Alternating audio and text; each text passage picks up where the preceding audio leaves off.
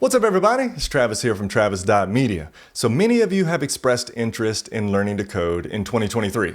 And that interest ranges from just a hobby interest to a full-blown, I want to change careers this year into programming interest. And you're not sure where to start. So I introduced two blueprints last year, one being the JavaScript web development pathway, and the other being a Python AWS pathway. And a lot of people are actually interested in Python, because they don't want to go the traditional route. They're looking for something a little different. But they're not sure if they want to commit or not. They're not sure if Python should be the thing that they spend the next 6 months on. So I've been thinking about it, and I decided to go ahead and create my own Intro to Python tutorial to help you out. And that's what today's video is. Now, it's not going to go in depth. We're not going to learn decorators or lambdas or anything like that. It's just going to teach you the Python basics.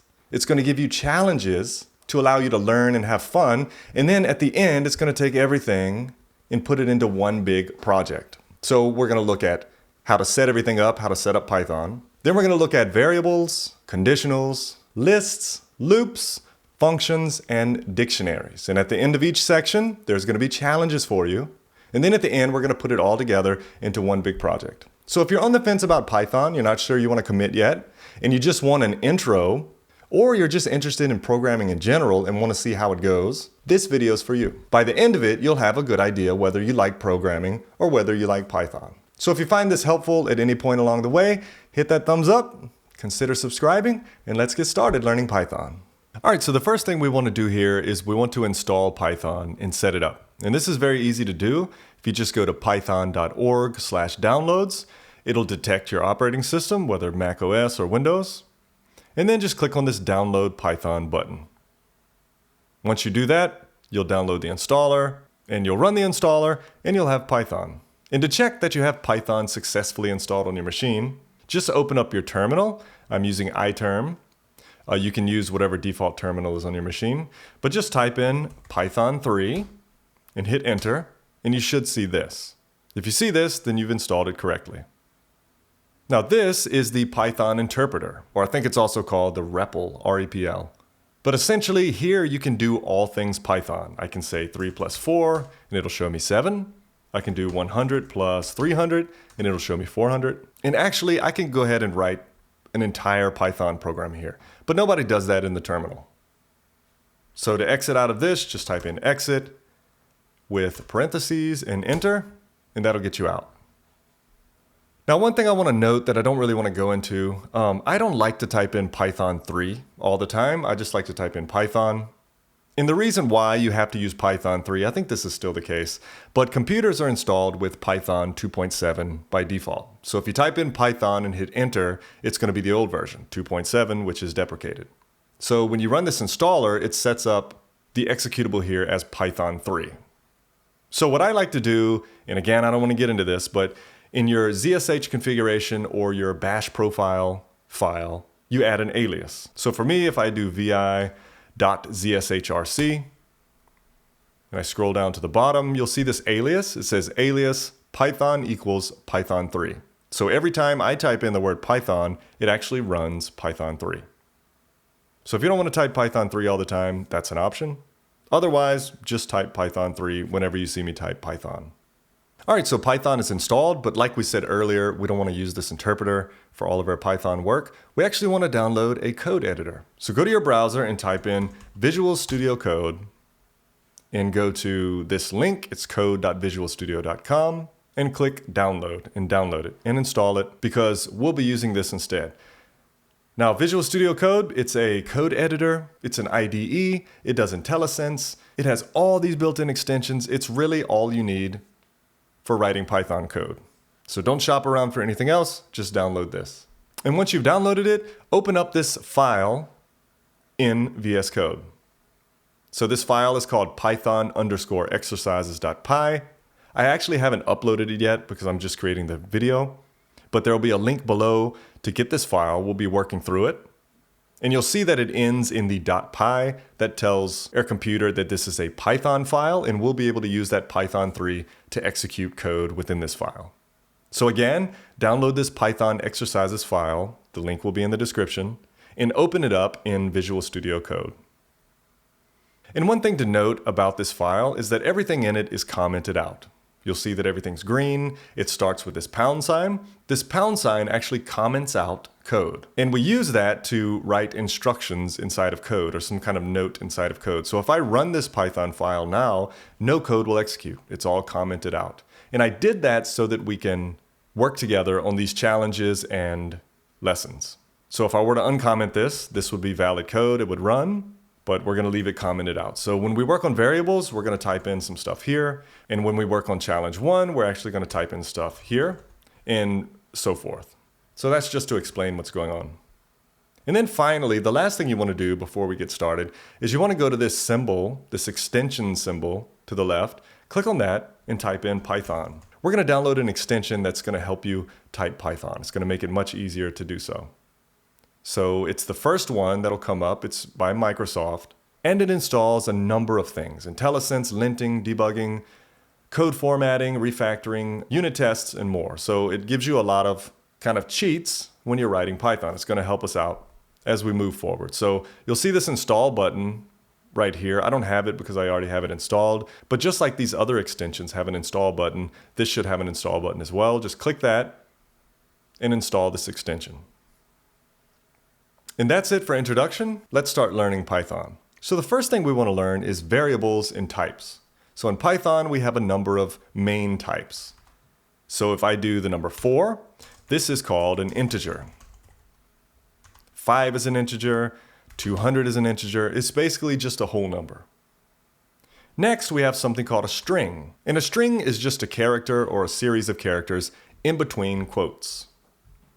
So I can say, quote, Travis, end quote, and that's a string. Or I can say birthday or something like that. And those are strings. They have to be between these quotes. And by the way, Python, you can use double quotes or single quotes, doesn't matter. Next, we have a type called float. A float is just a decimal number. So 4.5 is a float. 300.2 is a float. And then finally, we have a Boolean, which is true and false. There are a few more types in Python, but we're not going to learn them in this tutorial. So we have the integer, a whole number, a string, a float, and a Boolean. Now, what is a variable? Well, technically, a variable is a reserved piece of memory that stores data. That's the technical term. For us, it's just a thing that holds data. So I can declare a variable here and assign it. I can say my age equals 41. So my age is the variable, and that variable holds the integer 41. I can say my name equals, and let's put a string, Travis. And let's say my location is Virginia. This is another string. Let's say is teaching equals true. I'm teaching. That's a Boolean. And these are variables. And one thing to note, you see this is underscore teaching in all of these examples. That's because Python, it's convention to use underscores. You don't have to do this, but it's convention with Python programmers to put underscores in between words. Like I can't have is teaching equals true. It has to be one single word. So this wouldn't work. I have to join them together with this underscore. In other languages, people may do is teaching equal true, or something like my age equals 41 instead of the underscores. You can do it either way. It doesn't matter as long as it doesn't break, as long as it's one single word. But in Python, it's convention to use underscores. That's the only reason I'm using them. Now, if you want to view what's in a variable, let's say we declare this early on in a code base and we want to see what that variable is equal to, Python has a built-in function called print. So let's go to Google and type in Python built-in functions. And let's click on the W3 schools. And here's some built-in functions. And a built-in function is just an easy way to do things in Python without actually having to write the code. So if you use this ABS and you put a number in these parentheses, it's going to return the absolute value of a number. I didn't have to go and write some code to do that. It's a built-in function that will do it for you. And if you scroll down all of these built-in functions, you'll see one called print. Prints to the standard output device. And you'll see that we just write print, and inside the parentheses, we can print out whatever. So in our code here, we can see what value a variable holds by doing print and then putting that variable name. So my age. And this should print whatever that variable holds, which we already know is 41. So to execute Python code, or to execute a Python file, this Python exercises.py, we go down here. VSCode has a built-in terminal. It makes it easy. If you're using something else, just do this in the terminal. But down here in the terminal, you just type in Python 3 or Python. I'm just going to use Python because I have the alias, and the name of the file, Python exercises.py. Now make sure also that you're in the right directory. Like I'm in the desktop directory here, so that's where my file is. So make sure you're in the folder where that file exists and just type in Python and then your file name with the extension and hit enter. And if you're in the wrong folder, that'll happen. I'm actually in the wrong folder. So let me get out of that. And now I'm in my desktop folder. So run that again and you'll see it says 41. So you can print out the value of a variable. So if I want to print out what is teaching, what does that hold? Let's see, true. And that print function is really important. You'll use it in all of your Python programming to figure out what's going on in a code base. You can just insert it wherever and get a value of something that you're questioning. And that's really all I want to teach you with variables. So let's move on to challenge 1. So challenge 1 says, Python has a bunch of pre-made built-in tools which you can use to perform tasks. We just looked at those. One of these tools is the input function, which allows us to retrieve a user input. You can see these here, including the input function. So if you go to this link, that's the link we just visited. So let's go back and see if we can find that input function. And here it is, and it says allowing user inputs. Let's click that. And to see what it does, just click try it yourself.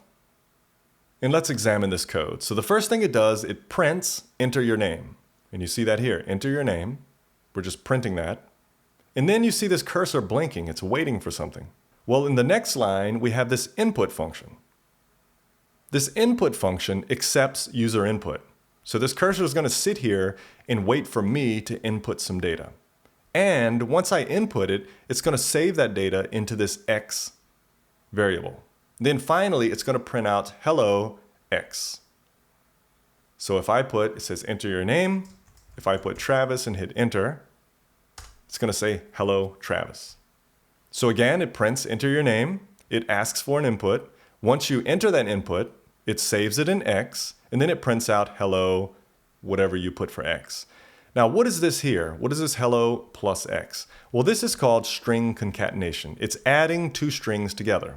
So your name is going to be a string, and hello is a string. It's just adding the two together to make a sentence.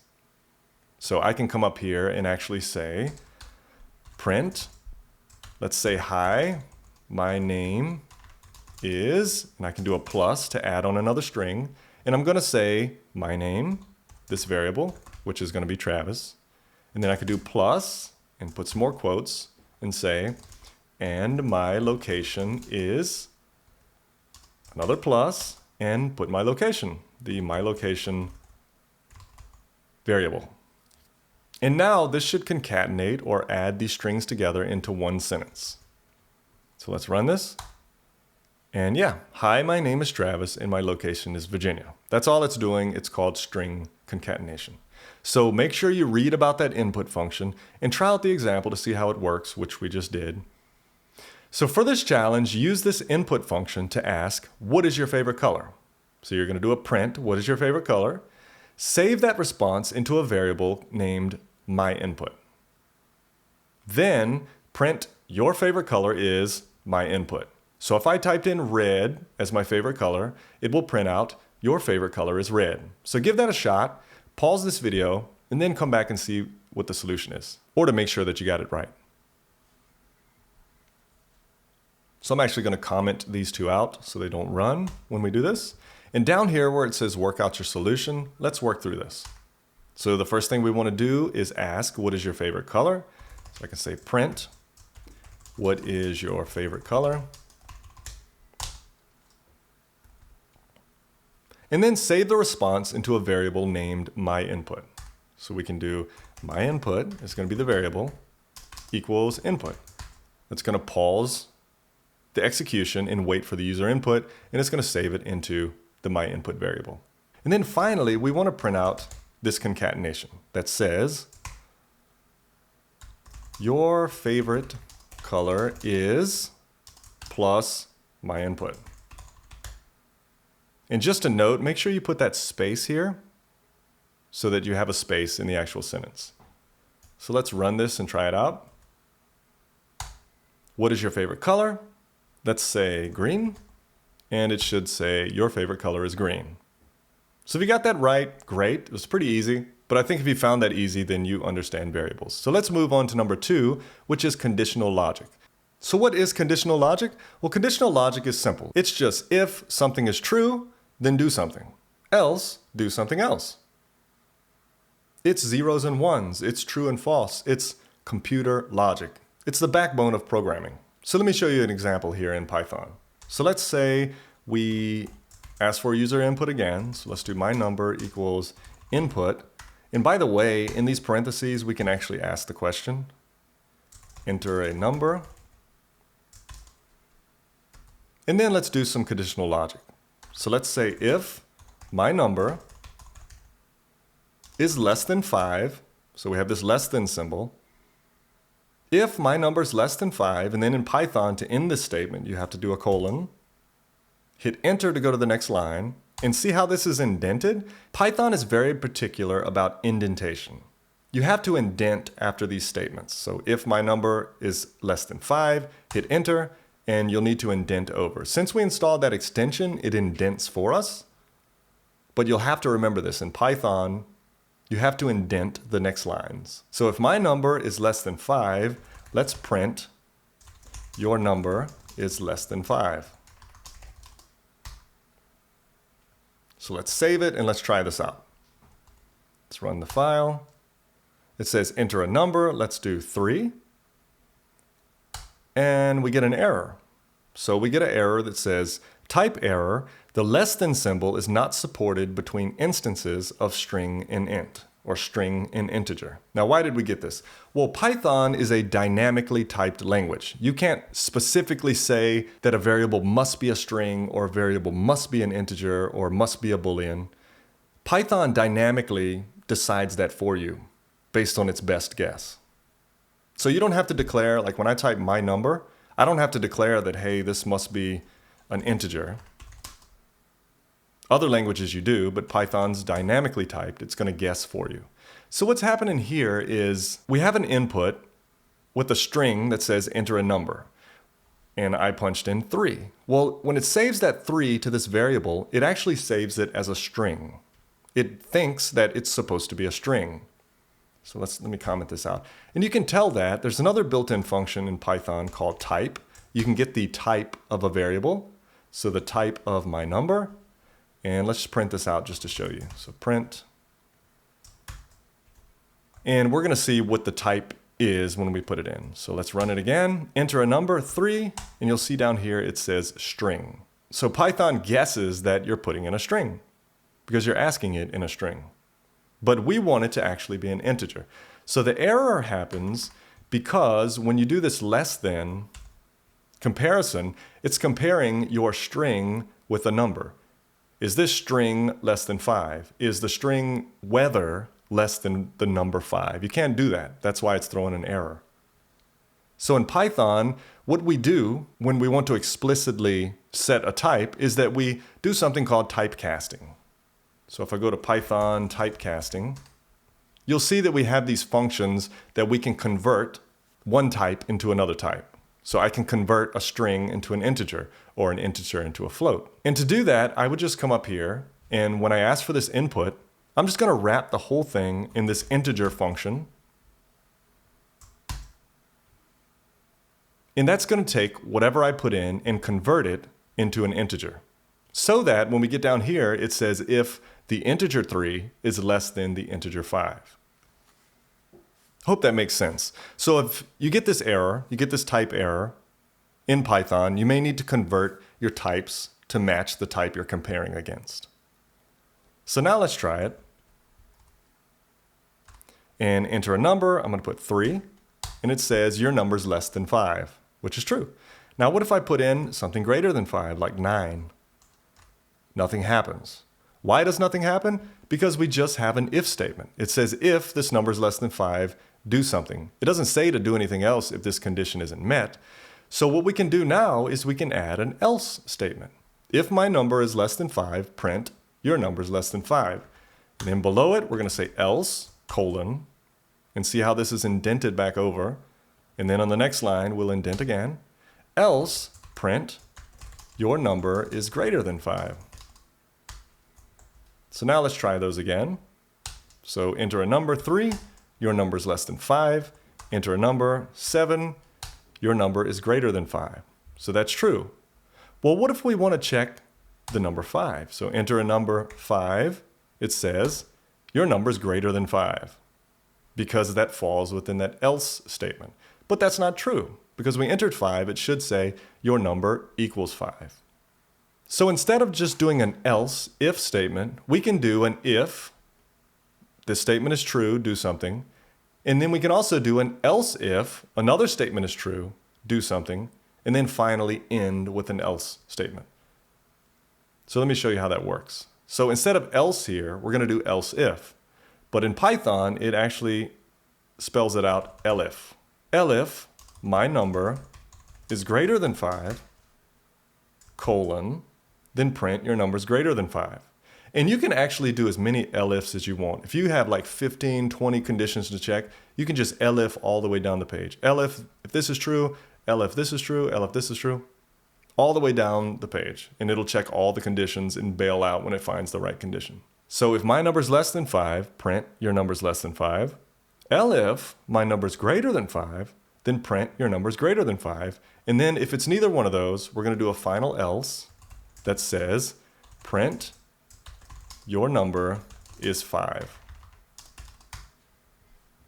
So again, it doesn't have to be one elif. You can have as many as you want, but we're going to end with this final catch-all statement that says that the number must be 5. So if we try it again, we can put 3, your number is less than 5. We can put 7, your number is greater than 5. And then if we do 5 itself, your number is 5. So that's conditional logic. That's all it is. Now there's one more thing I want to talk about before we move on to the challenge, and that is the and or clause. I don't know if it's called a clause or not. Doesn't really matter. But what you can do is if you want to check a condition, but that condition has two parts, you can put an and between them or an or between them. So let's say if my number is greater than 0 and my number is less than 10, if it meets both of those conditions, that's how and works, then print single digit. Else, it's going to be double digit. So again, this and clause is going to check both conditions, and if both conditions are met, only will it run the code. If only one condition is met, it's going to skip and go to the else. So let's try that out. Enter a number 3. Actually, we got that wrong. If my number is greater than 10 and my number is less than 10, sorry, you probably caught that. And now let's try it. Enter a number 3, single digit. Enter a number 9, single digit. Enter a number 11, double digit. So that's how and works. Now the or statement, if I put something like if my number is equal to 8 or my number is equal to 4, print your number is 8 or 4. Pretty dumb example, but you get my point. It can be either one of these conditions. If this is true, then it's going to do it. Or if this is true, either one. So if I run this and I do 3, nothing happens. Actually, it's running the last one. But if I put an 8, it's going to run that piece of code because it matched one condition. That's how and or works. And by the way, you might be like, hey, Travis, if I put 100, then it's actually a triple digit, and this isn't even true. You need to fix that. Or if you say, hey, if I put a -2, then it's actually a single digit, but it's going to say double digit. Yeah, I know that. We're not trying to be perfectionists here. We're not trying to catch every loophole. We're just trying to learn the basics of Python. So I think you have a good understanding of conditional logic and the and or clauses. That's what I'm calling them. Now we can move on to challenge 2. So let me comment all that out. Now challenge 2 is going to be a little tricky, but it combines everything you've learned so far. I think if you wrestle with it, then you'll really come out of this with a big win. And it's the rock, paper, scissors game. So we'll use what we've learned so far to create the rock, paper, scissors game. Here's how. First, you'll need to capture inputs for both player 1 and player 2. So player 1 is going to play something, you have to capture that input. Player 2 is going to play something else, you'll have to capture that input. That's your first requirement. Next, you'll use conditionals to check the 2 answers and see who wins. So you'll check these 2 answers and you'll compare them and see who wins. Now this seems pretty complicated on the surface, but don't overthink it. Okay, you might think, man, there's a lot of different matches that can happen. How are we going to account for all of them? Well, here's some help. If player 1 plays paper, then there's only really 2 conditionals to check against, rock and scissors. So if player 1 plays paper, then you just need to check paper against rock and paper against scissors. This means for each element, the 3 elements, there should be 2 checks, totaling 6 checks overall, or 6 conditionals overall. And each check should print player X wins with the correct player based on the condition. And then finally, there should be a check for the same element being played, like i.e. if both players play rock, then an error message should be printed like error, you aren't allowed to play the same thing. So again, capture both inputs, do the comparisons to see who wins, and make sure you put a check in there that the players can't play the same thing. And one final note, up here, I don't think I talked about this, my apologies, but up here you see this double equals. This double equals is a comparison. So this compares my number to 8. Does my number equal 8? Up here you see a single equals. This assigns something. So this assigns the my number variable this data. That's an assignment. The double equals compares one thing to another. Does my number equal 8 or does my number equal 4? That's what the double equals is. So down here in this challenge, when you compare 2 things together to see if they are equal, use this double equal sign. So give that a shot and pause this video, try to make it work, and then when you're done, come back here and we'll work it out together. All right, so let's work out the solution here. So first I want to capture the 2 player inputs. So player 1 equals input, and I'm just going to put player 1. And I'm going to copy and paste this below. So player 2, input player 2. So we've captured both players' inputs. And now we want to use conditionals to check the 2 hands against each other. But I actually want to start out with this final check to make sure they're not playing the same thing. So if they play the same thing, I want to bail out and just say, hey, error. So I'm going to do that first. So I'm going to do if player 1 equals player 2. So if those 2 values are equal, if rock equals rock or if scissors equals scissors, then we want to throw an error. So print, and I'm just going to copy what's up here. Error, you're not allowed to play the same thing. So let's knock that out first. Great. So with that out of the way, let's move on to these conditionals. So remember up here, we should have 6 conditions to check. If player 1 plays paper, then there's only 2 conditionals to check against, rock and scissors. So let's do that here. So let's do an elif, player 1 equals paper, and player 2 equals rock, then who wins? Well, player 1 wins. So we'll put our colon, and then print player 1 wins. And we can actually make this a little better by saying player 1 wins with whatever they played. So player 1 wins with, and then concatenate player 1. So that's going to say player 1 wins with paper. So if player 1 plays paper and then player 2 plays rock, player 1 wins. And what's the other scenario? Let's say elif player 1 equals paper and player 2 equals scissors, then who wins? Well, player 2 wins. Print player 2 wins with player 2, because scissors beats paper. Now that's 2 conditions that covers the paper condition. So let me just copy this and paste 2 more times. and change these. So we got paper, paper. Now let's do rock. If player 1 plays rock and player 2 plays, let's say, scissors, then who wins? Player 1 wins with player 1. And then if player 1 plays rock and player 2 plays the other one, which is paper, then who wins? Player 2 wins. So player 2 wins with player 2. And then finally, we have paper, rock. Let's do scissors. If player 1 plays scissors and player 2 plays rock, then player 2 wins with player 2. But if player 1 plays scissors and player 2 plays paper, then who wins? Player 1 wins with player 1. Or player 1 wins with scissors. And that's it. And we can actually do an else statement to just check for all the other conditions. So else, print, something went wrong. Please try again. This is like a catch-all. If something happens, the program won't crash. It'll just give this error. So let's save that. And I think we're done. So we have the one check to make sure they don't play the same thing. We have all the checks here, the 6 checks. And then we have a final catch-all. So let's try out the game.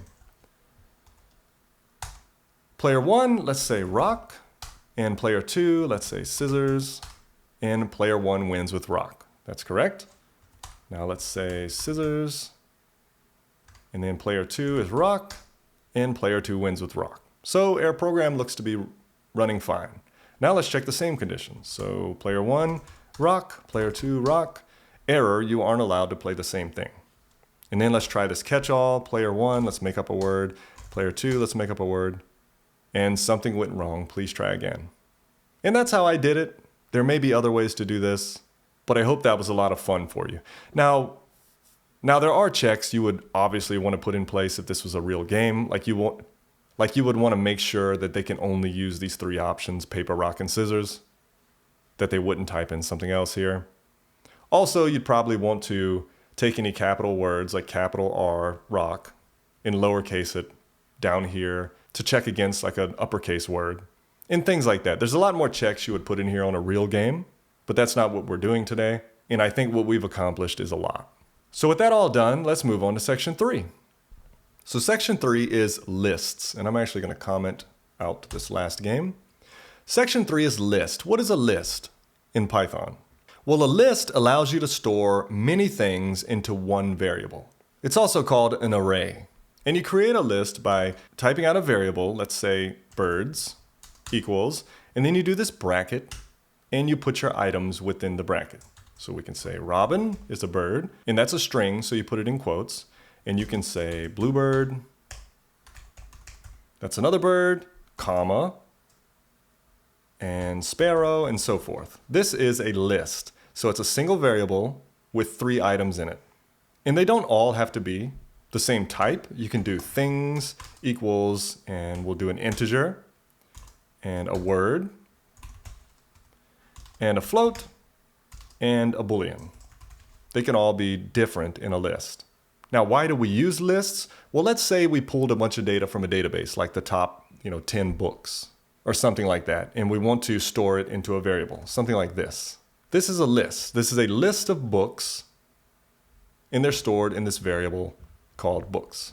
And the way you access items within a list is based on its index. So each one of these items represent an index. And you think it would be like index 1, index 2, index 3 for each book, but it actually starts at 0. So A Tale of Two Cities would be index 0. The Lord of the Rings would be index 1. The Little Prince, index 3, all the way to the end.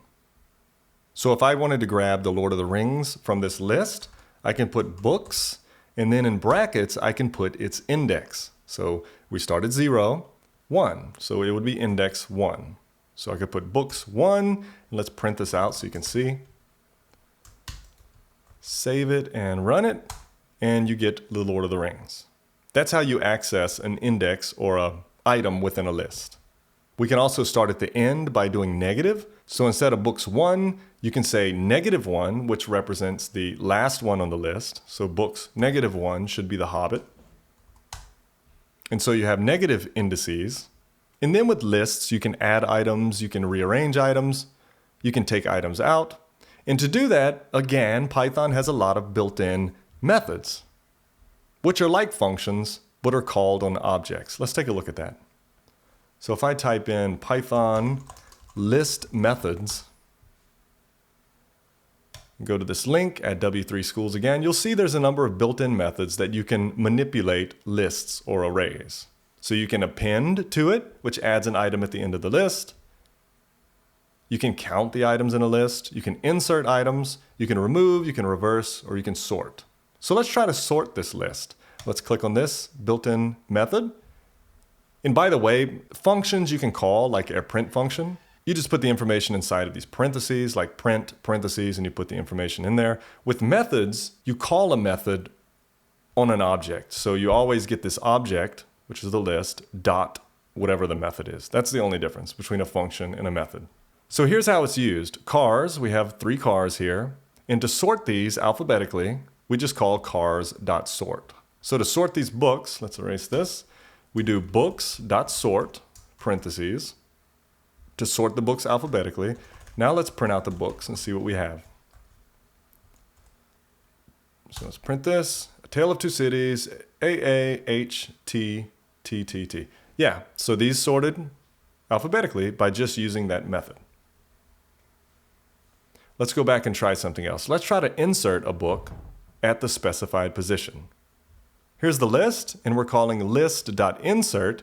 Now there's 2 parameters here. If we go down at the parameter values, there's the POS, or position. This is required, and it's a number specifying in which position to insert the value. So this is going to be the index that you want this word inserted at. And then the second parameter is the element. What do you want to insert? So like right here, fruits.insert, we want to insert orange at the 1 index. So 0, 1. At this index, we're going to insert the word orange. That's how it works. So let's say we want to insert a new book at the 1 index. So right before this, The Lord of the Rings. We can do books.insert.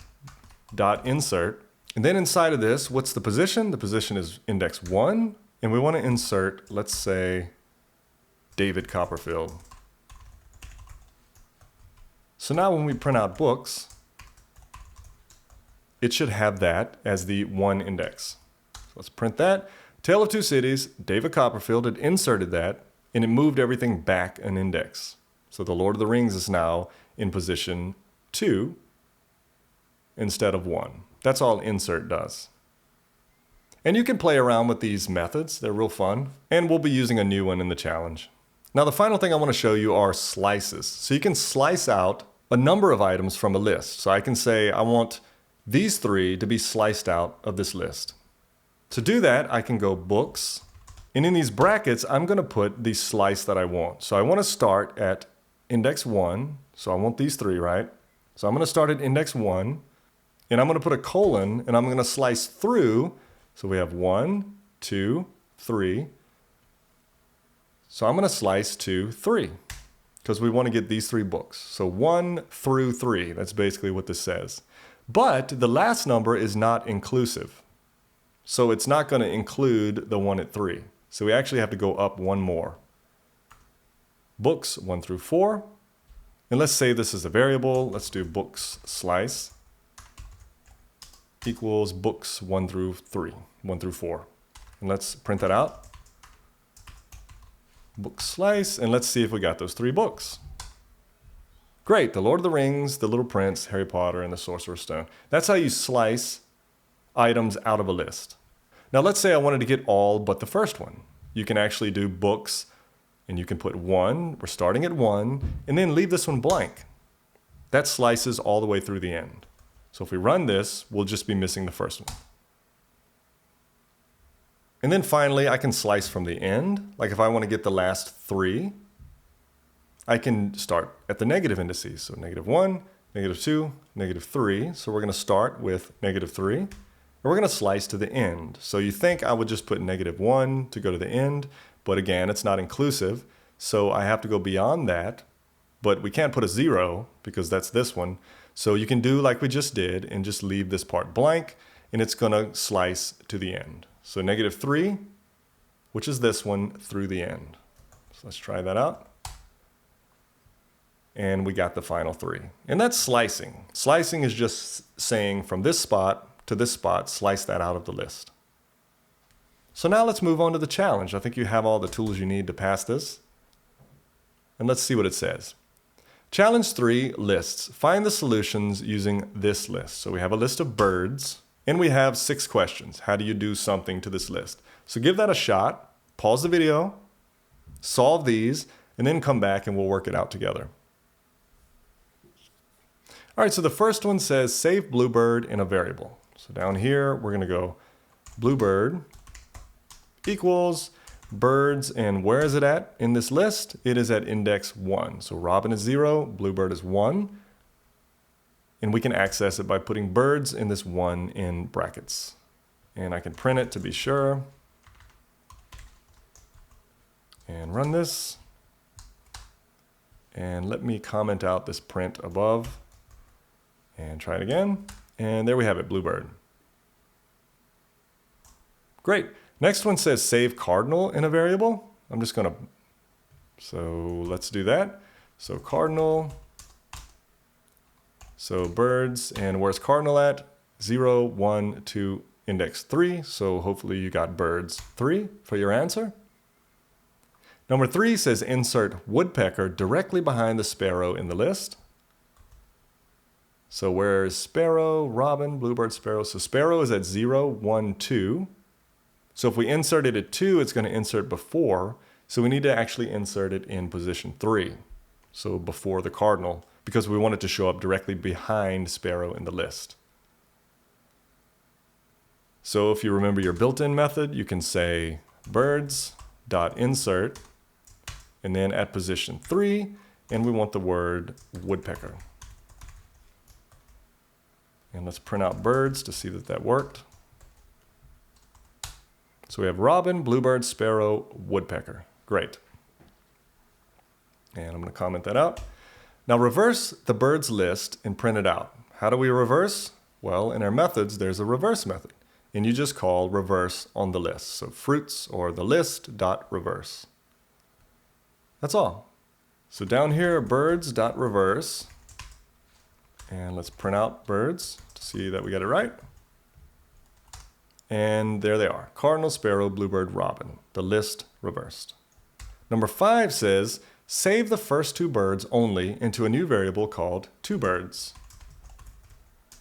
So we got to use slicing here to do that. So the first 2 birds only. So that's going to be birds starting at 0, the first one, and we're going to grab the first 2. So it's not inclusive, so we need to go 1 past it to 2. And if we print 2 birds, we should have our answer. Robin and bluebird. Finally, it says print sparrow and cardinal using negative indices. So let's do a print, and inside of that, we'll do birds. And how do we get this with negative indices? Well, sparrow to cardinal. So cardinal's -1, sparrow's -2. So we put -2. And remember, if we do -1, it's not going to include the final one. So we can just do a colon and leave it blank, and it'll go to the end. So -2 through to the end. So let's try that. Sparrow and cardinal. Great job. Hopefully you got all of those right. Lists are very important in every language. So being able to grab data and manipulate data in lists is a very important skill to have. So now we're done with that. Let's move on to loops.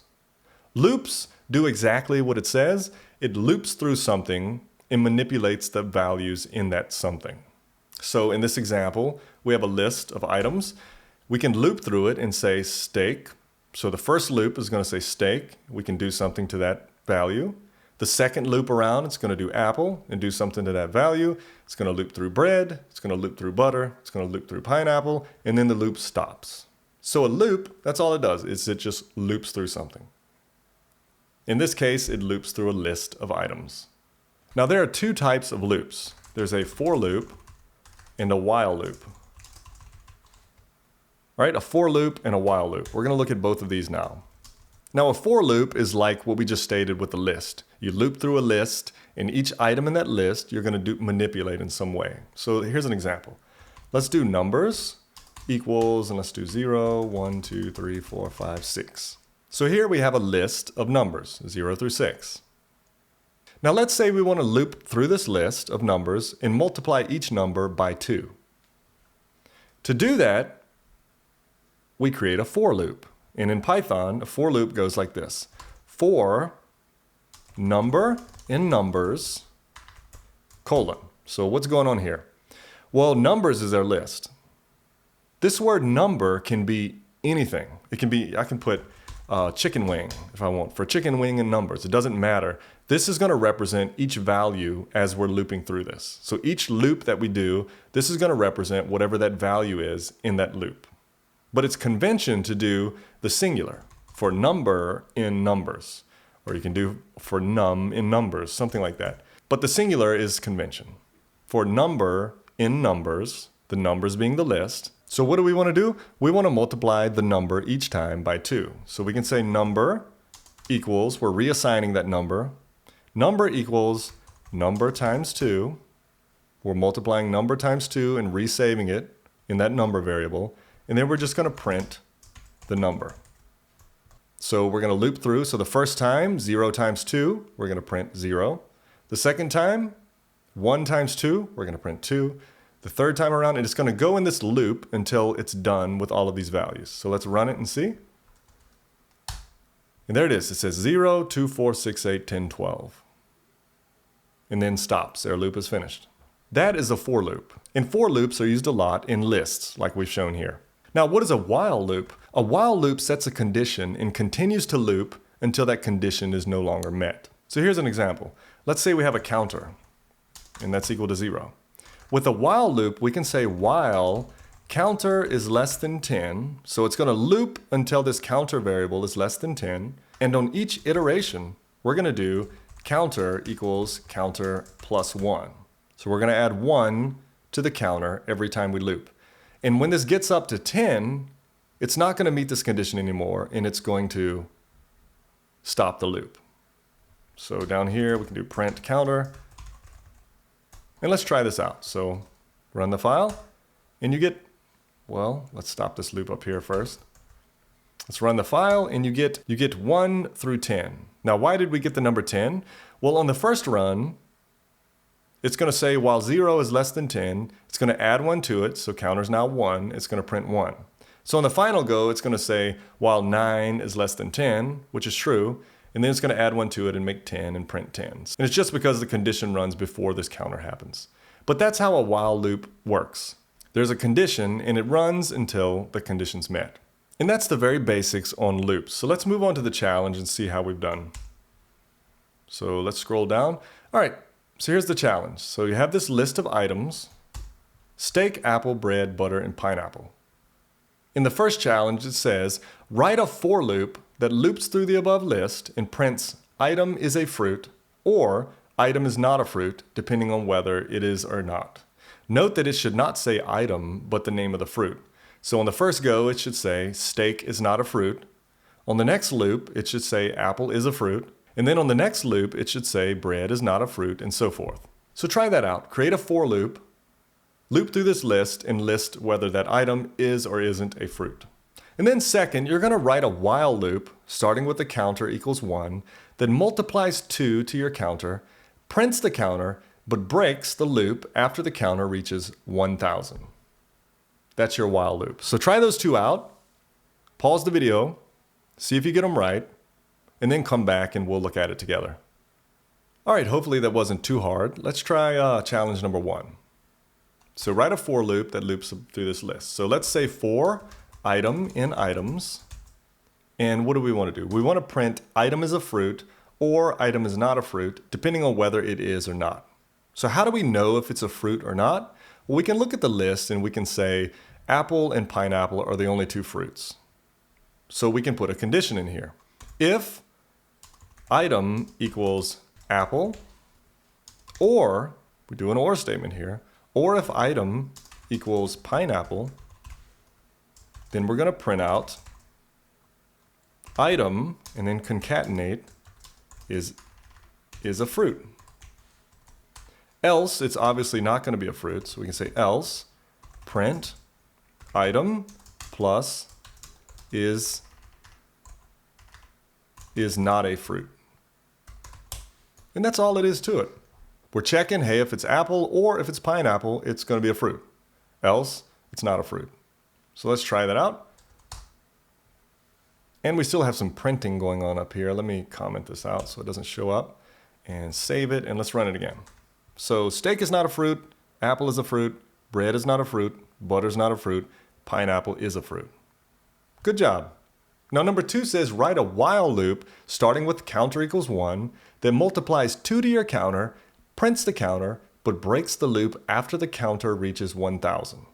So there's really 2 ways you can do this. I haven't taught you the second way, but I'll show you here. So the first way, in which you probably did, is while counter is less than 1000, and we obviously got to put the counter up here. So counter equals 1 was the condition we had up here. So while counter is less than 1000, we're going to multiply 2 to the counter. So we're going to say counter equals counter times 2, and then print the counter. Print counter. So this loop is going to continue until this counter amount equals 1000. Then it's going to stop because this condition is no longer met. And by the way, there's a shortcut to writing this. Instead of counter equals counter times 2, you can do counter times equals 2. Just a note. So let's run that. Actually, I'm going to comment this out. So let's run that and see what it does. 2, 4, 8, 16, all the way up to 1024. Again, that goes over 1000 because we're doing the calculation after we do the check. So you should have gotten a solution like that. Well, there's another way to do this, and you'll see this a lot in while loops. You'll see this, while true. So when you have while true, this runs forever because it's always true. But sometimes people do this, and then when they want it to break, they actually use a break keyword. So we can say while true, and then do counter times equals 2, print counter, and then we can do if counter is greater than 1000, then break. We can use this break keyword. And that breaks the loop as well. So a lot of people do this in games where the game has turns and they're supposed to be turn after turn after turn until the end of the game where they can break out of it. You'll see that a lot. So if we run this, we comment that out. So if we run this, we should get the same thing. It's just another way to do it. Just wanted to mention that there. And that is loops. So we're going to move on now to functions. So we have 2 more left, and then we're going to do this fun final game. So now we're going to look at functions. What is a function? A function is a block of code that only runs when you call it. So in a code base, sometimes you have this block of code that happens a lot, and you don't want to keep writing it out over and over and over, where you can just store that function somewhere, and then every time you need to run it, you just call it. It's kind of like the print function we've been using this whole time. The print function is defined somewhere. It prints it out on our screen or in our terminal, but all we have to do is call the word print. We just type in print, put the thing in it, and call it. That's a function. And to write a function, you do this. Here's how you do it in Python. You put def, D-E-F, for define. This defines a function. And let's call it make some eggs. And then you put these parentheses, and then a colon. On the next line, you indent, and this is where your block of code begins. So let's just say print and new order for eggs. So you're in a restaurant, you have this function called make some eggs, and whenever people call it, you print this statement, new order for eggs. So if I run this, nothing happens. Why? Because we haven't called it. This function just sits here until we call it. Now to call it, we just type make some eggs with the parentheses, and that calls the function. So all down this file, I could come all the way to the bottom and put make some eggs down here, and it'll still call that function. So if I save it, now it should print it out, new order for eggs. Now what makes functions powerful is that you can pass in arguments. So you can create this block of code that does something, and then you can send it data, different types of data, or different values for different calculations. So here's an example. Make some eggs. Up here in the function, I'm going to create a parameter called egg type. And what we're going to do is when we call this function, we're going to send it the egg type that we want to make. And for print, I'm going to say new order for, and I'm going to say egg type plus eggs. So this says new order for egg type, boiled or scrambled eggs. And now here's the power of it. So I have this parameter here. Now when you call it, you can enter an argument. You can say, make some eggs scrambled. So I'm sending in an order, someone calls and they say, hey, I want an order of scrambled eggs. I'm gonna call this function and let them know, hey, they want their eggs scrambled. I don't have to rewrite any code. I have the function already made, but I can pass in different values to it. So if I run this now, new order for scrambled eggs. Well, somebody else called and they say, I want a boiled egg. So I'm gonna pass in boiled, new order for boiled eggs. So you can see how this function allows you to create this reusable block of code for many different situations. Now to take this a step further, how many eggs does that person want? You can not only put one parameter, you can add many parameters. So I can say before egg type, I'm gonna put quantity. So quantity and egg type. So I'm gonna say new order for quantity plus, and I'm gonna put a space here. New order for, and I didn't put a plus here. So I'm gonna put new order for quantity, let's say 6 scrambled eggs. So now I can pass in 2 arguments. Instead of saying, hey, I want boiled eggs, I can actually say I want 3 scrambled eggs. So I'm passing in 2 arguments. And when I run this, I messed something up. And that's a type error again. You should already have seen this. A type error can only concatenate string, not integer to string. So we want to make this a string. When we pass in the argument, we want to make it a string argument because we were passing in an integer. So let's try it again and run it. And it says new order for 3 scrambled eggs. Well, hey, now somebody wants 6 over easy eggs. And we send that to the kitchen. New order for 6 over easy eggs.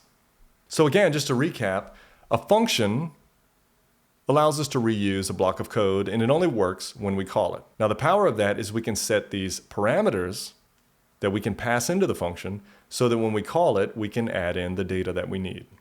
So even up here, like we can take this right here and make it into a function. We can say def, and let's call it counter loop. And then for parameters, we can set a start and an end. So instead of hard coding 1 and 1000 all the time, now we can actually put in whatever numbers we want. So then we can put our block of code below it. So we can say counter equals start, because that's going to be our start value.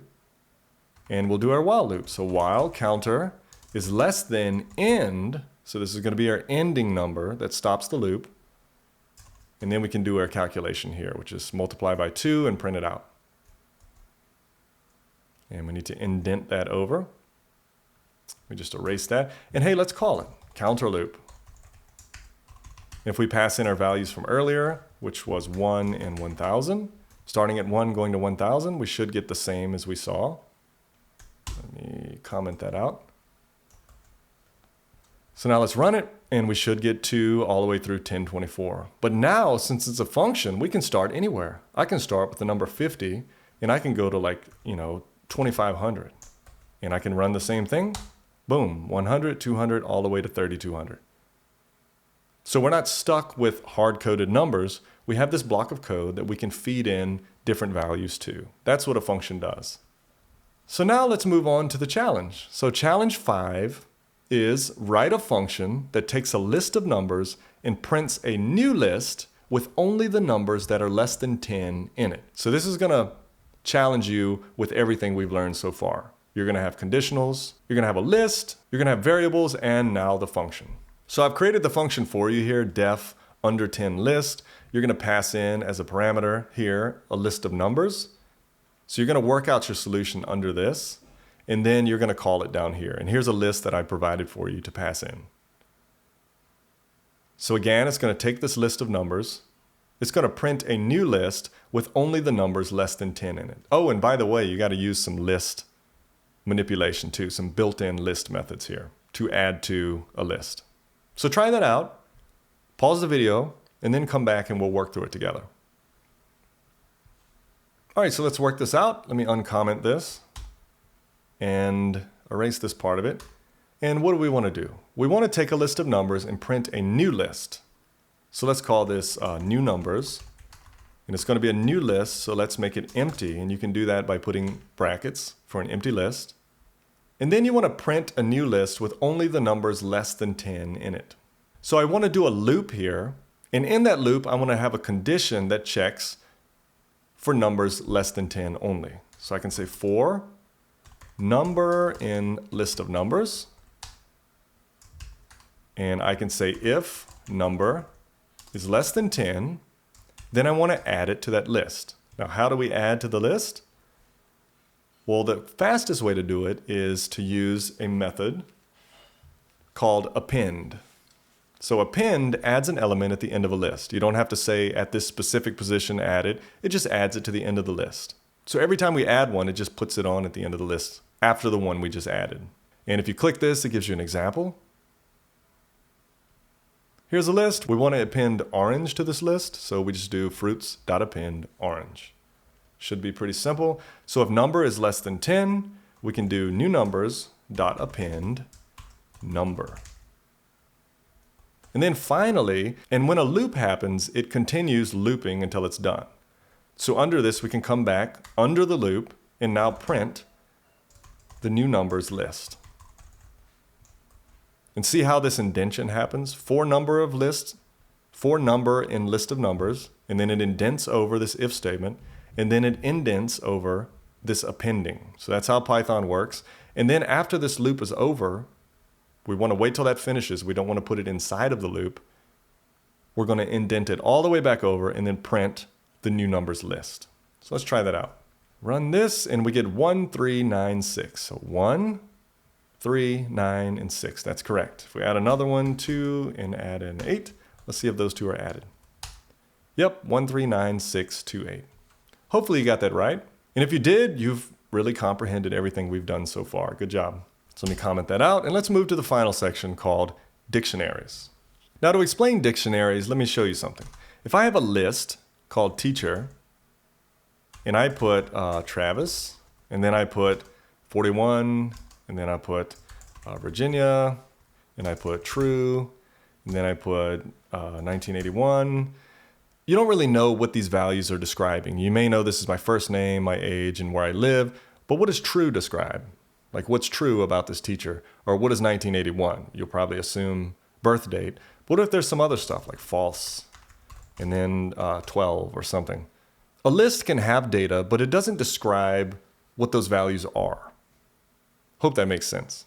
What a dictionary does is it's like a list, but it gives a key and a value. So in the example of this list, it would be like name, Travis, and then it would be like age, 41. It would give a key explaining what the value is. So it would say name, Travis, age 41, location, Virginia, is teaching true, birth date, 1981, and so forth. That's what a dictionary is.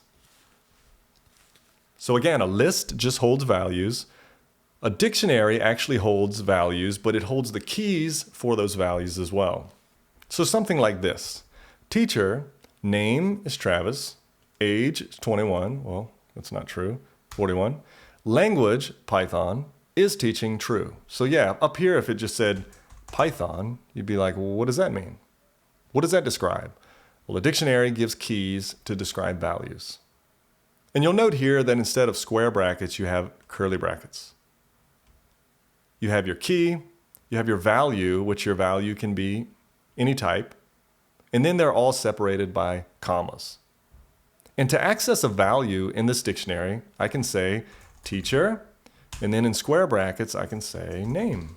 So get the name of the teacher, and I'm just going to print it so I can show you. Let me run it, and there's Travis. I can say teacher language, and that should give me Python. Now, what if I want to get all the values printed out? Well, that's where we should go and look at the dictionary methods. So if we come down here, we have the list methods we looked at. There's string methods. Here's dictionary methods. And you'll see we have some methods we could play with. And there's a couple we need to look at. So one is keys, returns a list containing the dictionary's keys. We have values, returns a list of all the values in the dictionary. And then finally, items returns a list containing a tuple for each key value pair. We're actually not going to learn tuples in this. You don't need to know it at this stage. So let's go and try this out. So if I do teacher.keys, it should create a list of all the keys in my dictionary. So let's run that. There it is. It's a list. Name, age, language, and is teaching. So that's the keys. We can also do the same with values. So let's run that, and it should be a list of my values, Travis, 41, Python, true. And finally, we can do items. So teacher.items, this should give me the keys and the values. So run it. There it is. Name, Travis, age 41, language Python, is teaching true. And that's how you access the items in a dictionary. I can also loop through this dictionary. So I can say for, and I'm not going to put teacher because that's the name of my object. So I can say for T and teacher. And here's where you specify what you want. Let's say we want to loop through and get the keys. For T and teacher.keys, print T. And that should print my keys. There it is. Name, age, language is teaching. Comment this out. And I can do the same for values or with items. And that way I can loop through the dictionary. And finally, you can check to see that an item is in a dictionary. So I can say, and I'm going to do this inside of a print function, I can say name in teacher. So is name in teacher? It should return true or false. Let's run it. True. Name is in teacher. I can say language. Is that a key in teacher? Yes, it is. And then to check values, I can say is Travis in teacher.values. And it should return true. And if I put something like Bob, it should return false. Great. And that's a dictionary, and that's really all I want to teach you about dictionaries. If you need built-in methods, they're there for you, and you can loop through them just like a list. So let's move on to the challenge. So let me comment all this out. The challenge starts here. So we have a college, which is Yale. And this is a dictionary. Name, Yale, founded 1701, motto, location, students. Here are 3 questions you're going to answer, or 3 challenges that you're going to work through. So try these out, pause the video, and then come back and we'll do them together. All right, that shouldn't have been too hard. So loop through the dictionary and print all of the values. So let's try that out. For C in college, and we want the values, so I'm going to do college.values, colon, print C. That should print all of my values. Yale 1701, light and truth, there we go.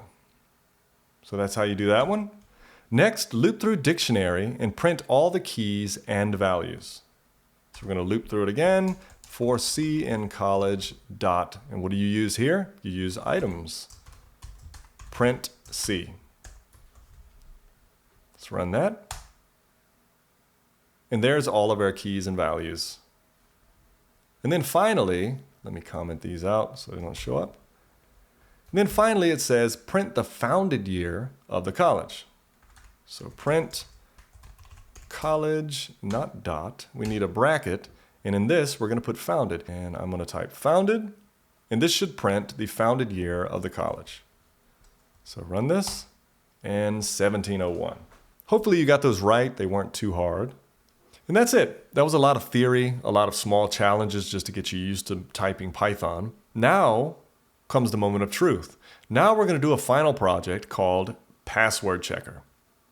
Now this is going to combine everything you've done so far to build out this password checker program. So all of the theory we just went through, we're going to use that to build out this application. So here's how it works. So first, you're going to get a password input. Someone's going to input a password and it's going to come into your program. So get the password input. Second, you're going to check if the password has lowercase, uppercase, a number, and a special character. So you need those 4 qualifications. Your password must have a lowercase, an uppercase letter, a number, and a special character. If the password doesn't meet all 4 conditions, then reject it with the conditions they still need to meet. So if they have a lowercase and an uppercase, and that's it, you need to say or you need to print out, your password's not strong enough. You still need a number in a special character or something like that, however you want to do it. But you need to tell them which conditions they haven't met. Number 4, only accept if all 4 conditions are met. All 4 conditions are met, then say, great, your password is strong. 5, add a condition to check that password length is greater than 9 digits. If 9 or less, it fails. So you also need a condition to check how many characters are in the password and that it's greater than 9. Those are the 4 main things. All right, so here's some hints or suggestions that may help you out. Break your password into a list of letters. So you have this long string. Break those up into a list. So you can convert that into a list, and then you have a list of letters that you can loop through and check the type. Check out the Python string package for help with upper, lower, and digits. So if you want to tell if this is upper, lower, or digit, the string package makes this pretty easy. Just import the package by putting import string at the top of your file. This will import the library and give you access to its methods. There's a couple of methods in there that will make this very easy for you. So give it a look and you'll see what I mean. Next, consider creating a function or two to clean up any repetitiveness. This is optional. When you get done, consider putting some in a function. Next, and this is most important, remember that there are many ways to complete this task. The way I do it is probably going to be different than how you do it. Many programmers will provide many different solutions. Some will be more efficient or more clean than others, but who cares at this point? Find what solution works for you and successfully check passwords and call it a win. If you get this thing working, it's a win. It doesn't have to be pretty, just get it working. So take all of this information I've given you and see if you can build out this password checker. Pause this and then come back when you're done and I'll show you how I did it. All right, so let me show you how I would do this thing. So first, get password input. So I'm gonna put my password equals input. Then I'm gonna put enter your password. So I have the password now in a variable. And then I mentioned down here to break the password into a list of letters so you can loop through them. So I'm gonna do that next. I'm going to say my password list equals my password, and I'm going to cast this to a list. So I'm just going to put list in parentheses with my password in it. So if I print this out, I can see now that my password is going to be a list. Each letter or each character is going to be an index in a list. So let's try this out. Enter your password. Let's punch in a bunch of the stuff. And you'll see here I have a letter per index. That allows me to loop through it and check each letter. Pretty cool. And now that we have that list, let's go ahead and loop through it and check each character. So for char, like for character, in my password list, if, and how are we going to tell if this is lowercase or if it's an actual letter or if it's a number or if it's a symbol? Well, I mentioned up here that there's a great package in Python called the string package. Let's take a look at that. Python strings package, string package. And there are a couple of methods here that's really going to help us out a lot. So we have this ASCII lowercase, which checks if it's A through Z lowercase. And we have the ASCII uppercase. And we have the uppercase, which checks if it's A through Z uppercase. And then we have the digits method, which checks to see if it's a digit. So that's pretty cool. So let's go ahead and import this. It's called the string library. So we can come up here and just put import string. And that's going to bring in the whole package. Now we can say for char in my password list, we can say if char is in, so if this character is in string dot, and see that? IntelliSense, this is why we installed that extension. So string dot ASCII lowercase. If that character is in that A through Z lowercase, then let's just say print lower. So again, we're looping through the list. Each character, we're going to check if that character is a lowercase letter, we're going to print lower. If not, it's going to keep moving. So let's do an else if and check and see if it's uppercase. If it's not lower, let's check and see if it's uppercase. So elif char in string dot ASCII uppercase, we're going to print upper. We're also going to do the same thing to the digits. So if it's not a lowercase or an uppercase, it's got to be a digit.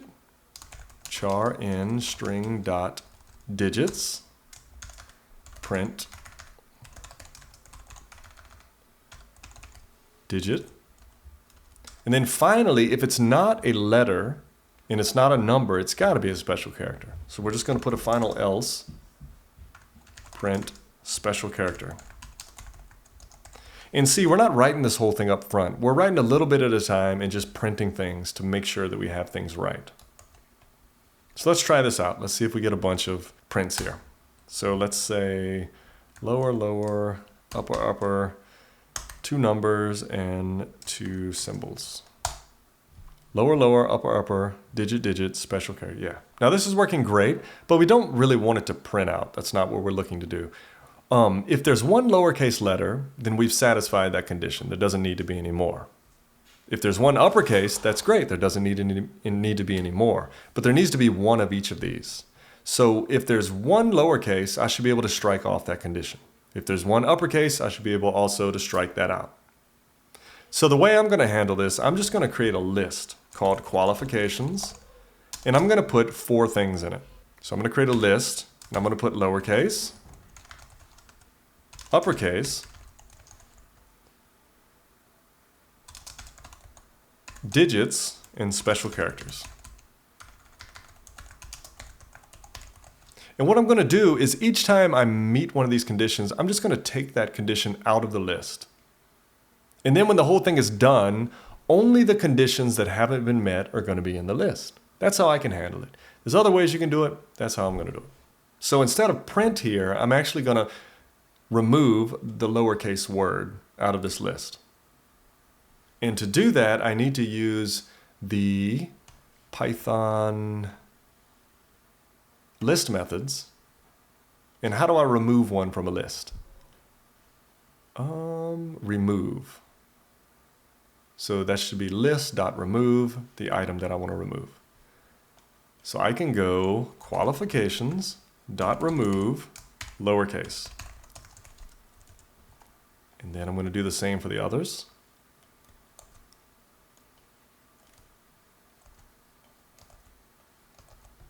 Lowercase, uppercase, digits, and special characters. And then finally, just to test this out, let's print the list. See what we have left. So if I run this and I do a lower, an upper, a digit, and a special character, I should have nothing in the list because I met all 4 conditions. Let's try it again, but just do an uppercase and then a number. I should have 2 left. Lowercase didn't get met, true, and special characters didn't get met, true. Let's try it one more time. Let's do a lowercase, uppercase, and then like an @ symbol. And the only problem should be there's no digits. And so it says digits, great. So let's go ahead and actually print out what we need to print out to the user. And before I do that, I want to make sure it's greater than 9 digits. That's one of our conditions here. So let's do that first. So what I can do is I can check the length of this list. Now, how do I check the length of a list? Let's see, Python. Let's just come down here to Python built-in functions. And there's a function called len, L-E-N, returns the length of an object. So I can just put len and put the object in the parentheses to get the length of a list. So let me say if my password list, and then I'm going to get the length of my password list. If it's less than or equal to 9, then I need to let them know. Print, let's say error, your password is too short. It must be greater than 9 digits, 9 characters.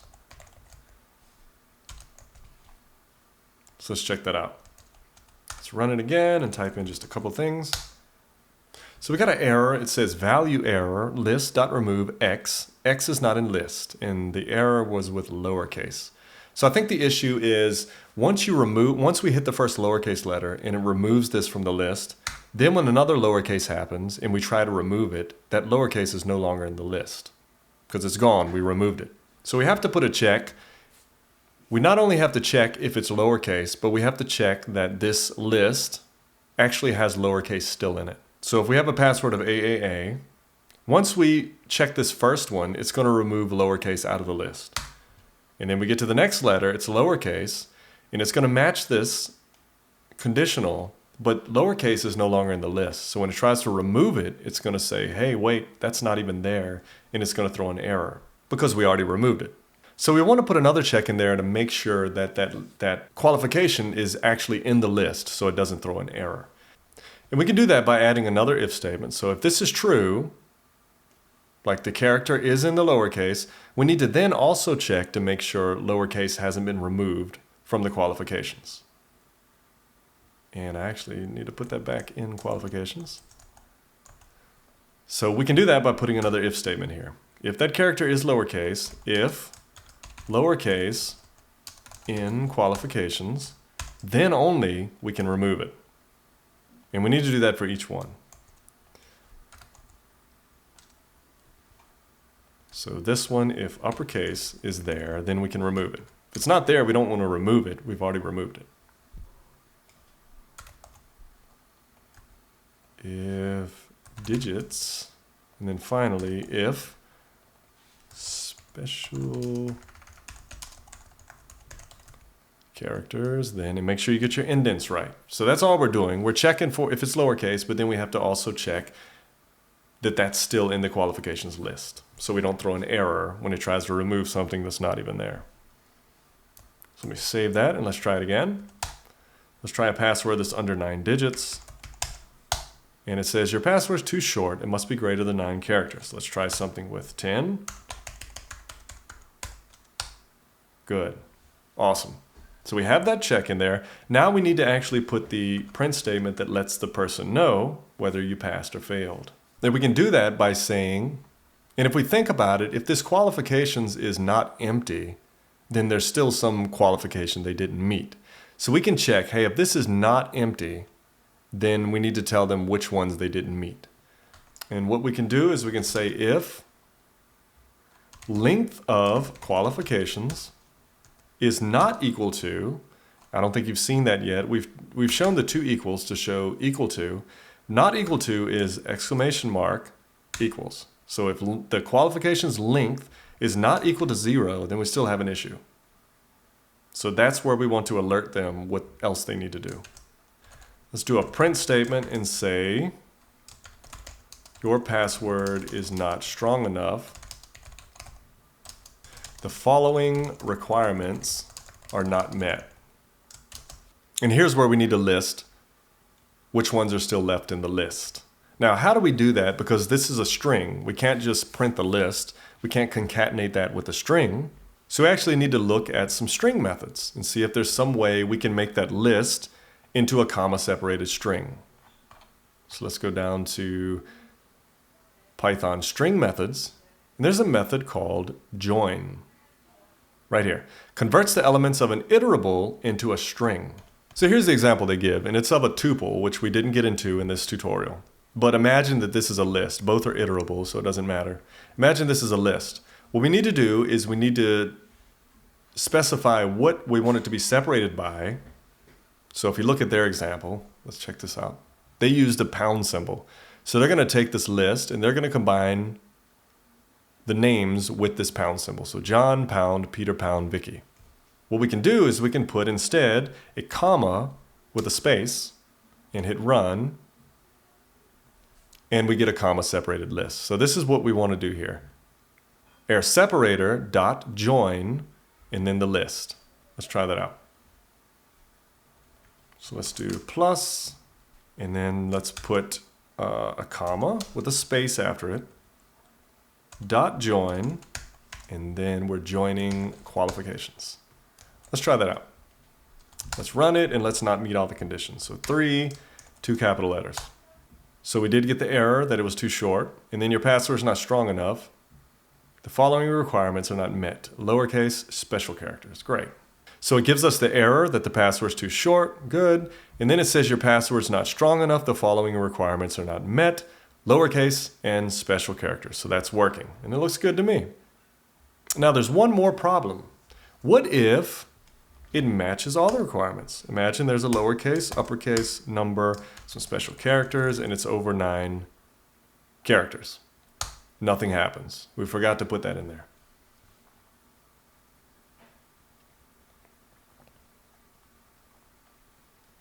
So let's actually put that first and say if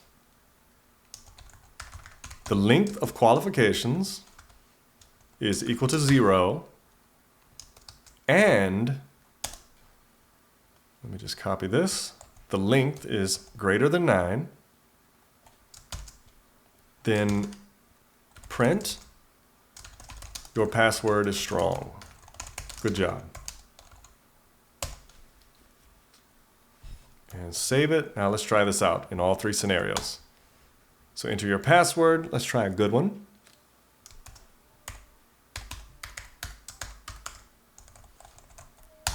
Your password's strong. Good job. That works. Let's do one that's not long enough. Your password's too short. It must be greater than 9 characters. And then let's try one with a lot of letters that are all lowercase. Your password's not strong enough. The following requirements are not met. Uppercase, digits, and special characters. Great. My app is working as expected. Now let's add one more thing. I think it'd be great to have a tally of all of the different characters. Like you have, 15 lowercase, 5 uppercase. That'd be kind of fun if that was printed out as well. So how would we approach that? You should try it out. If you did everything I did and you want to print out like a list of how many of each character is provided, like before your final verdict, give that a shot. Or if you just want to follow along with me, you can do that. So what we can do is up here under qualifications, I'll just set some counters. So lower equals 0, upper equals 0, digit equals 0, and special equals 0. So we're starting out, we have nothing. And then we have this loop where we're looping through all the characters. So this is going to be looping and looping and looping. At this point, we can tally up everything. So if the character is lowercase, we can say lower equals lower plus 1, or easier to say, lower plus equals 1. And we're going to do that for each one. So upper plus equal 1, digit plus equal 1, and finally special plus equal 1. So that should tally everything up. Once we're done with the loop, we should have all of the totals we need. So let's print it out. And it should print out no matter what happens. So let's say print your results. And then let's print out some kind of divider. So let's do plus, a bunch of equals, and then a plus. Copy this. And let's say lower plus lower. Just concatenate these. Upper plus upper.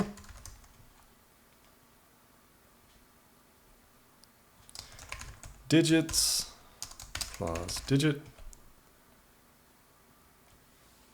And finally, special characters equals special.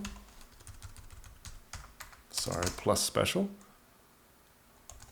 Lowercase, uppercase, digits. And then finally, I'm just going to print a space. And let's see what that does. Enter your password.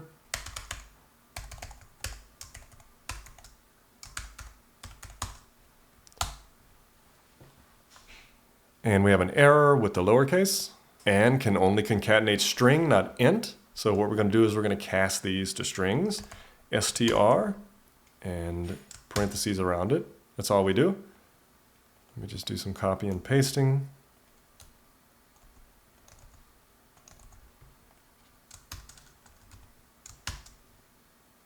And so we're casting these to strings.